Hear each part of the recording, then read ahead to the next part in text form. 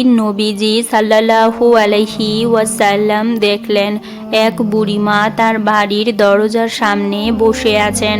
তার সামনে কিছু মালপত্র গুছিয়ে রাখা, মুখে চিন্তার ছাপ নিয়ে তিনি ব্যস্তভাবে তাকাচ্ছিলেন, যেন কোথাও যাওয়ার জন্য প্রস্তুতি নিচ্ছেন।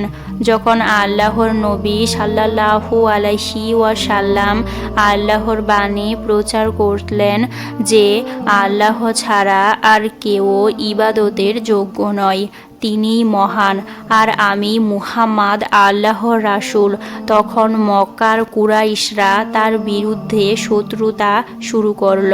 কেউ বলতো তিনি একজন জাদুকর, কেউ বলতো তিনি একজন কবি যিনি মিথ্যা কথা দিয়ে সরল মানুষকে ভুল পথে টানছেন। কিন্তু বিশ্বের শ্রেষ্ঠ ধৈর্যশীল নবীজি সাল্লাল্লাহু আলাইহি ওয়াসাল্লাম অসীম ধৈর্য ধরলেন, সমস্ত কষ্ট নীরবে সহ্য করলেন। তিনি একটি মুহূর্তের জন্যও আল্লাহকে ডাকতে থামলেন না। তার দৃঢ় বিশ্বাস আর অটল মনোবল ছিল পাহাড়ের চেয়েও শত্রু। কত মহান ছিলেন তিনি! সেই বুড়িমা তার বাড়ির উঠানে বসে এক দীর্ঘশ্বাস ফেলে নিজেই বিড়বিড় করে বলতে লাগলেন, না জানি যদি তার সাথে আমার দেখা হয়ে যায়, যদি সেই জাদুকর আমাকে কথা শুনিয়ে আমার মনও বদলে দেয়।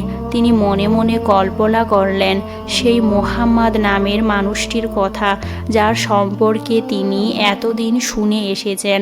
সবাই বলে তিনি মানুষের হৃদয়ে এমন কথা বলেন যা শুনলে কেউ আর তার থেকে মুখ ফিরিয়ে নিতে পারে না। আমি আর এই শহরে থাকতে পারবো না, যত তাড়াতাড়ি সম্ভব এখান থেকে চলে যেতে হবে। ঠিক তখন ওই রাসূলুল্লাহ পথ দিয়ে যাচ্ছিলেন।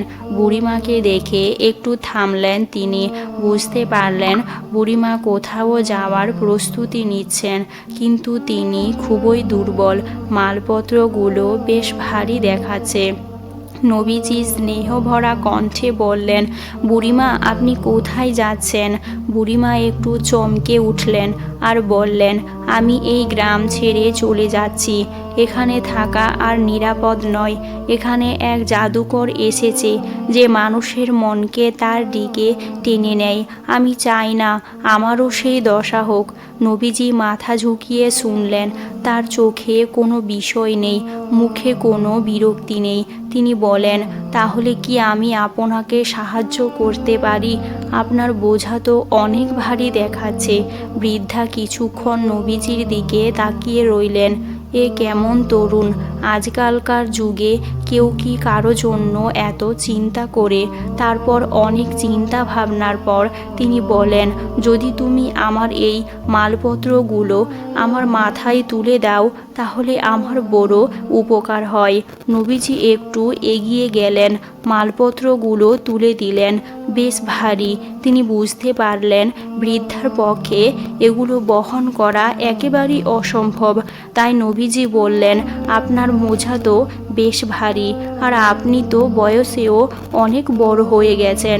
যদি আপনি অনুমতি দেন তাহলে আমি কি আপনাকে আপনার গন্তব্য পর্যন্ত পৌঁছে দিতে পারি?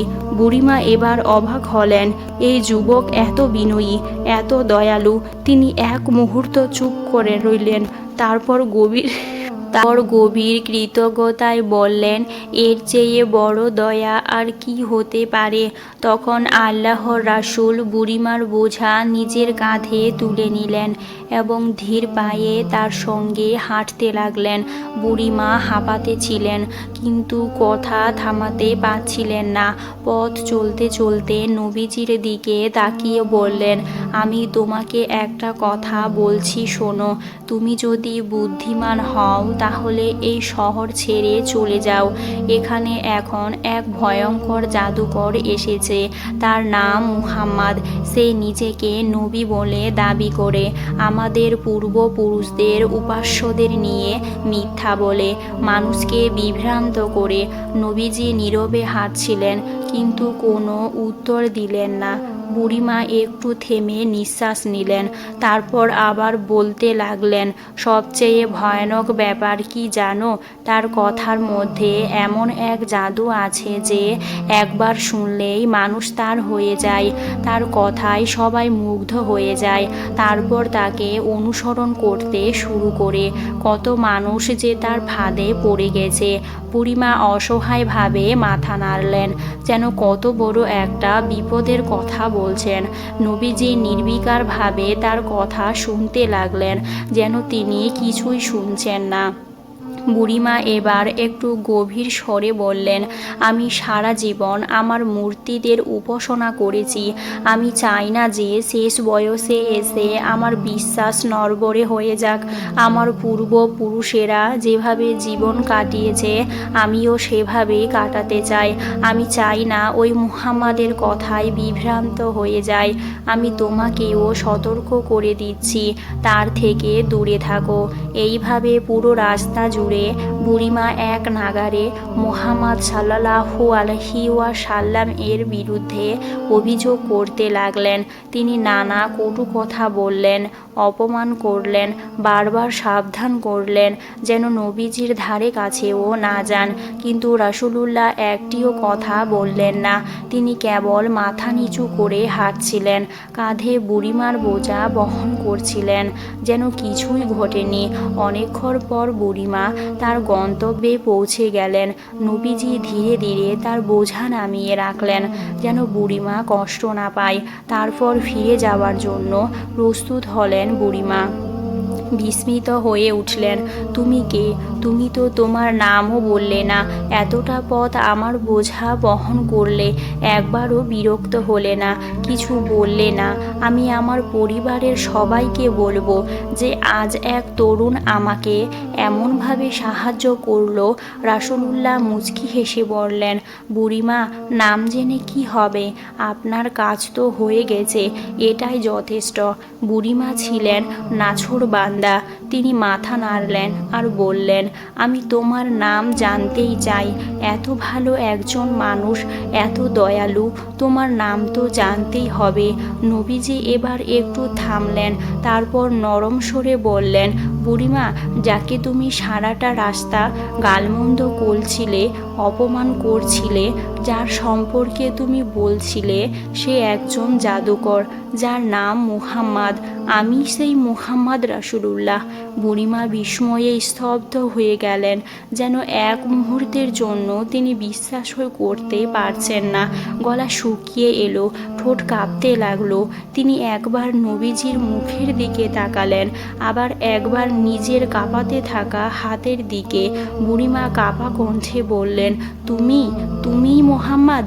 নবীজি সাল্লাল্লাহু আলাইহি ওয়াসাল্লাম মুচকি হেসে মাথা ঝুঁকিয়ে বললেন, হ্যাঁ বুড়িমা, আমি মুহাম্মদ।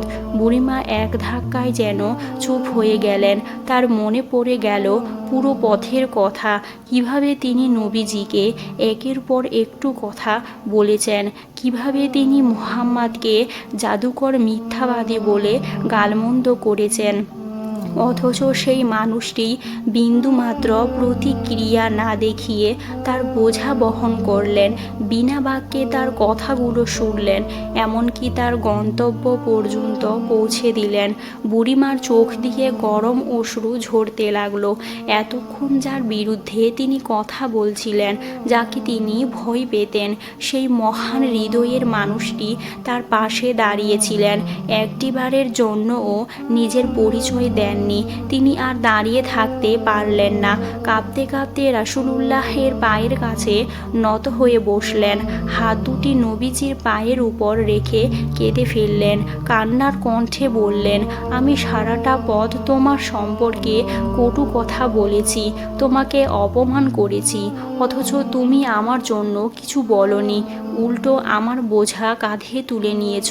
আমার কি জানা উচিত ছিল না যে সত্যিকারের মহান মহান ব্যক্তিরাই এমন হয়। নবীজি নম্র কণ্ঠে বললেন, বুড়িমা, আপনি কিছু জানতেন না তাই তো বলেছিলেন, আর যে জানে না তাকে যদি ধৈর্য ধরে বোঝানো যায় তাহলে সে একদিন সত্য উপলব্ধি করবেই। বুড়িমা কান্না থামাচ্ছিল না। তিনি দীর্ঘশ্বাস ফেলে গভীর বেদনায় বললেন, আমি ভুল করেছিলাম। আমি এতদিন মিথ্যা শুনেছি, আমাকে এতদিন ভুল শেখানো হয়েছে। মুহাম্মদ, আমি এখন বুঝতে পারছি তুমি সত্য ও ন্যায়পরায়ণ। তুমি নিশ্চয়ই আল্লাহর প্রেরিত রাসূল। তিনি উঁচু কণ্ঠে বললেন, আমি সাক্ষ্য দিচ্ছি আল্লাহ ছাড়া আর কোনো উপাস্য নেই, এবং আমি সাক্ষ্য দিচ্ছি যে তুমি মুহাম্মদ আল্লাহর রাসূল।